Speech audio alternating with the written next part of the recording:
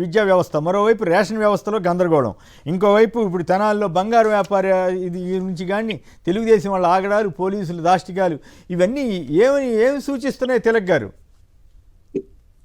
పరిపాలన సక్రమమైన పద్ధతిలో జరగడం లేదనేది ఇది నిదర్శనం అండి. ఇప్పుడు రేషన్ షాపులు, నేను ఒక మాట లోగడ నుంచి చెబుతున్నది ఏంటంటే, పచారీ షాపుల దగ్గరికి వెళ్ళి నిలబడి ఆ వ్యాపారస్తులను అడిగితే వాళ్ళ ఆదాయం ఉందా లేదా, వ్యాపారం ఉందా లేదా అని అడిగితే వ్యాపారాలు పడిపోయినాయి మాట చెప్తున్నా.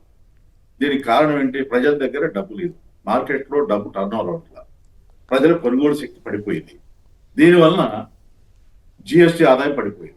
సరే, అది వేరే, అది ఆ సంగతి సరే అండి, టైం తక్కువ ఉంది, దయచేసి ఈ ఒక్క పాయింట్ సమాధానం చెప్పండి. రేషన్ వాహనాల వాళ్ళు స్మగ్లర్లు వాళ్ళు మాఫియా చేస్తున్నారు, ఇప్పుడు రేషన్ షాపుల దగ్గర ప్రజలు ఇబ్బంది పడుతున్నారా లేదా? ఇప్పుడు ఒక రోజులో చెప్పేది కదా రేషన్ షాపుల దగ్గర ఏం జరుగుతుంది అనేది ఒకటి. ఇవాళ ఏదో ఇన్సిడెంట్ జరిగింది. నేనేమంటానంటే, సంవత్సర కాలంగా వీళ్ళు అధికారంలో ఉన్నారు, ఎండియు వెహికల్స్ వాళ్ళు అరాచకాలు చేస్తే, అక్రమాలు చేస్తే ఈ ప్రభుత్వం ఏం చేస్తుంది? రెండు, పవన్ కళ్యాణ్ గారు, నాదెండ్ల మనోహర్ గారు అక్రమాలు జరుగుతున్నాయి, బియ్యం మాఫియా అని చెప్పి అంటున్నారు. కాకినాడ రేవుకి వెళ్ళి సీజ్ షిప్ అని చెప్పేసి ఆ కేసు ఏమైందో జవాబు చెప్పండి. అధికారులు రాజకీయ నాయకులు కొంటున్నారన్నారు, ఎవరిని కొన్నారో జవాబు చెప్పండి. మూడు, ఈ డిస్ట్రిబ్యూషన్ సిస్టమ్ వలన రేపు ఒక మంత్రి గారు చెప్పారు కన్నా, రాబోయే రోజుల్లో గ్రామాల్లో మాల్స్ పెడతారట ఈ చౌక దుకాణాలను. అంటే తెలుగుదేశం వాళ్ళని తీసుకొచ్చి అక్కడ అపాయింట్ చేసి, లేకపోతే రేషన్ షాప్ డీలర్కి మాల్ పెట్టేంత ఒక పెద్ద బిల్డింగ్ తీసి అద్దెకి తీసుకుని పెట్టేంత కెపాసిటీ ఉంటుందని తెలుగుదేశం వాళ్ళని తీసుకొచ్చి రేషన్ షాప్ డీలర్గా మార్చి వాళ్ళతో మాల్స్ పెట్టించి ప్రభుత్వంతోనే పెట్టుబడి, ప్రభుత్వం నుంచి ఆదాయం వచ్చేటివి చేసి, ఇవన్నీ ఆలోచనలు వీళ్ళకి పార్టీ బేస్డ్ ఆలోచనలు తప్ప ప్రజలకు బేస్ చేసుకుని ప్రజలకు ఉపయోగపడే ఆలోచనలు చేస్తున్నారని నేను అనుకోవట్లేదు. రైట్. శేఖర్ గారు, రేషన్ షాపులు మంచివా, జనం దగ్గరికి వెళ్ళటం మంచిదా? వ్యవస్థల్ని, ఈ విద్యా వ్యవస్థని, రేషన్ వ్యవస్థని భ్రష్టు పట్టించింది ఎవరు? ఇప్పుడు పోలీసుల అరాచకాలు, టీడీపీ నేతల అరాచకాలు. ఇందాక ఎక్కడ చూశాను, రెడీమిక్స్ ప్లాంట్ వాళ్ళని బెదిరించారు. నా స్కూల్కి 15 లక్షల రూపాయలు విలువైన రెడీమిక్స్ పంపించకపోతే నీ సంగతి చూస్తానని చెప్తే వాళ్ళు ఉచితంగా ఇవ్వలేము సార్ అంటే మొత్తం తాలూకాలో ఉన్న ఆఫీసులందరినీ పంపించి వాళ్ళ మీద లక్షల ఫైన్లు వేయించడం, ఎంత అరాచకం. మళ్ళీ ఇంకో పక్కేమో చంద్రబాబు గారు తన బ్రాండ్ అని చెప్పటం. శేఖర్ గారు, సార్ నవంబర్ 16, 2024 ఈనాడులో కథనం వచ్చింది సార్. కథనం ఏంటంటే, రెచ్చిపోతున్న రేషన్ మాఫియా, ఎక్కడ చూసినా కుప్పల తెప్పలుగా పేదల బియ్యం, కేంద్ర రాష్ట్ర ప్రభుత్వాలకి ఏడాదికి 11,000 కోట్ల రూపాయల ఖర్చు, 80% బియ్యం నల్ల బజార్లోనే, ఏటా 8,833 కోట్ల బియ్యం నల్ల బజారుకు తరలింపులో ఉంది. సన్న బియ్యం ఇస్తే అదనపు భారం ఏడాదికి 1,800 కోట్లు. సన్న బియ్యం ఇస్తే ఏదైతే ఈ రేషన్ మాఫియా తగ్గుతుందని చెప్పి ఒక కథనం వేశారు సార్. మరి నవంబర్ లోనే ఎండియు వాహనాల గురించి రాశారు కదా సార్. మరి నవంబర్, డిసెంబర్, జనవరి, ఫిబ్రవరి, మార్చు, ఏప్రిల్, మే, ఈ నెలలన్నిట్లో ప్రభుత్వం గుడ్డిగాడిది పలుతూ ఉంటుందా సార్? అంటే ముందు ప్రాతిపదిక తయారు చేస్తున్నారనమాట. వాళ్ళు చేయదలుచుకున్నటువంటి వాటిని ముందుగా ఎల్లో మీడియాలో రాయించడం, సార్ ఏంటంటే సార్, జగన్మోహన్ రెడ్డి గారు తీసుకొచ్చిన రీఫార్మ్స్ ఏవి కూడా కనిపించకూడదు. జగన్మోహన్ రెడ్డి గారు సచివాలయ వ్యవస్థ తీసుకొచ్చాడు, నిర్వీర్యం చేయాలి. జగన్మోహన్ రెడ్డి గారు రైతు భరోసా వ్యవస్థ తీసుకొచ్చాడు, నిర్వీర్యం చేయాలి.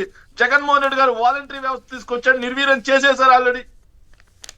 జగన్మోహన్ రెడ్డి గారు ఏదైతే ఎండియు వాహనాల ద్వారా ఏదైతే మొత్తంగా సార్ 9,000 ఎండియు వాహనాలు ఏంటంటే 9,623 వాహనాలు తీసుకొచ్చి, ఆ వాహనాల ద్వారా 20,000 మందికి ఉపాధి దొరుకుతా ఉంది ఈ రోజు. 20,000 మంది అంటే 20,000 కుటుంబాలు, 20,000 కుటుంబాలను ఈ రోజు రోడ్డు మీద వేశారు.